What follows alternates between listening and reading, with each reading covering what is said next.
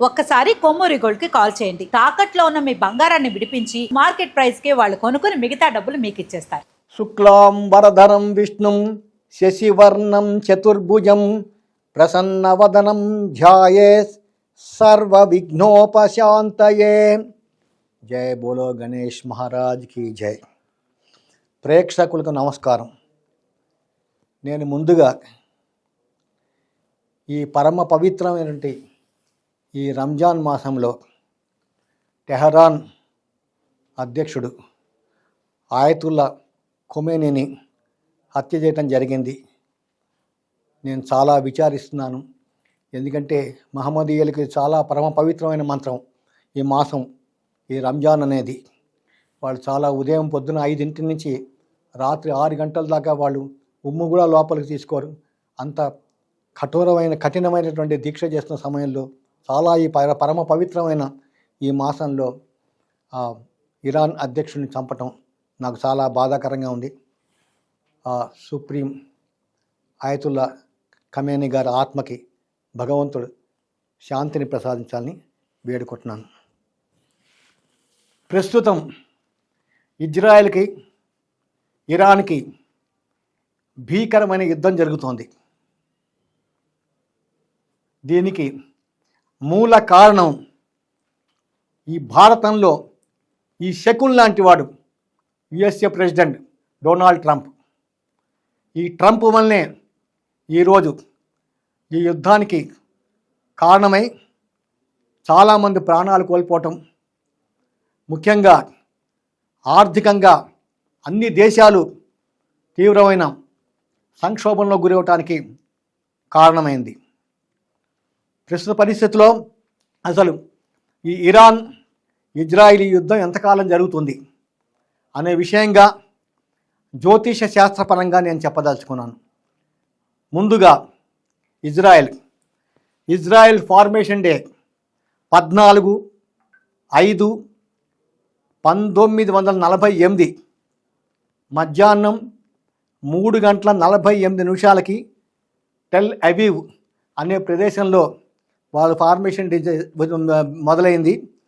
ఆనాటి గ్రహస్థితి, ఆనాటి నక్షత్రాలు మనం చూసినట్టయితే ఇజ్రాయెల్ ఫార్మేషన్ డే నక్షత్రం పుష్యమి నక్షత్రం 3వ పాదం, రాశి కర్కాటక రాశి, జన్మలగ్నం కన్యాలగ్నం.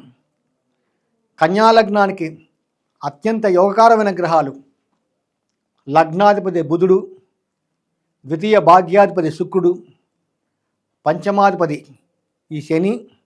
ఈ మూడు గ్రహాలు అత్యంత యోగకారంగా ఉంటాయి. అట్లాగే తృతీయ అష్టమాధిపతి కుజుడు అతిపాపి లగ్నానికి. చతుర్థ సప్తమాధిపతి గురువు కూడా ఉభయ కేంద్రాధిపతి దోషం వచ్చినాడు. గురువు కూడా అతిపాపి లగ్నానికి. లాభాధిపతిగా చంద్రుడు సామాన్యమైన ఫలితాలు ఇస్తాడు. ఈ రవి వ్యయాధిపతిగా ఈ లగ్నానికి అతిపాపి. ఇక్కడ ఉన్న గ్రహాలు జన్మలగ్నం కన్యాలగ్నం, ద్వితీయంలో కేతువు, చతుర్థంలో గురువు, అష్టమంలో రాహు, నవమంలో రవి బుధులు, దశమంలో శుక్రుడు, లాభంలో శనిచంద్రుడు, వ్యయంలో కుజుడు. ఇది ఇజ్రాయెల్ యొక్క ఫార్మేషన్ యొక్క గ్రహస్థితి.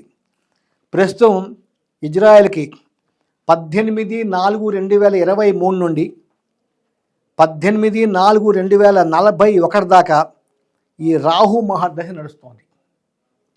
ఈ రాహు జన్మలగ్నం నుంచి అష్టమ స్థానంలో ఉన్నాడు. ఈ రాహు కేతువులకి ఒక లక్షణం ఉంది.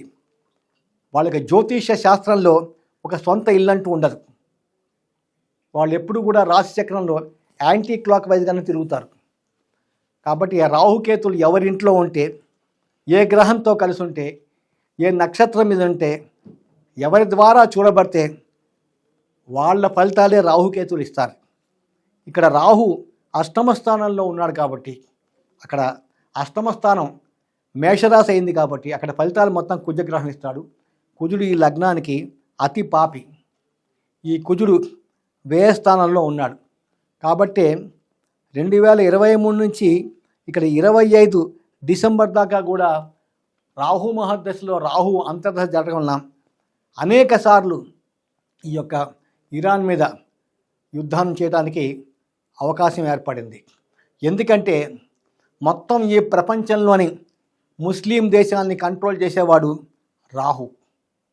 ఈ రాహు చాలా ప్రమాదమైన గ్రహం, చాలా మొండి గ్రహం.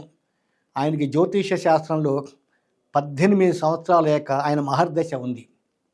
ప్రస్తుతం ఇజ్రాయెల్కి 30/12/2025 నుండి 24/5/2028 దాకా రాహు మహర్దశలో గురువు యొక్క అంతర్దశ జరుగుతుంది. ఈ రాహు మహర్దశలో గురువు అంతర్దశ జరిగినప్పుడు గురువు కన్యాలగ్నానికి చతుర్థ సప్తమాధిపతిగా చతుర్థ స్థానంలో స్వక్షేత్రంలో ఉండటం వలన ఉభయ కేంద్రాధిపతి దోషం వచ్చిట రావటం వలన ఈ రాహువులో గురువు ఏమాత్రం కూడా యోగం చేయడు. కొన్ని వేల కోట్ల రూపాయలు ధన నష్టానికి, ప్రాణ నష్టానికి కూడా ఆస్కారం ఉంది. కాబట్టి బెంజమిన్ నెతన్యాహు తొందరపాటు నిర్ణయాలు తీసుకుంటే ఆయన ప్రాణానికి కూడా ముప్పు ఏర్పడుతుంది. నమస్కారం.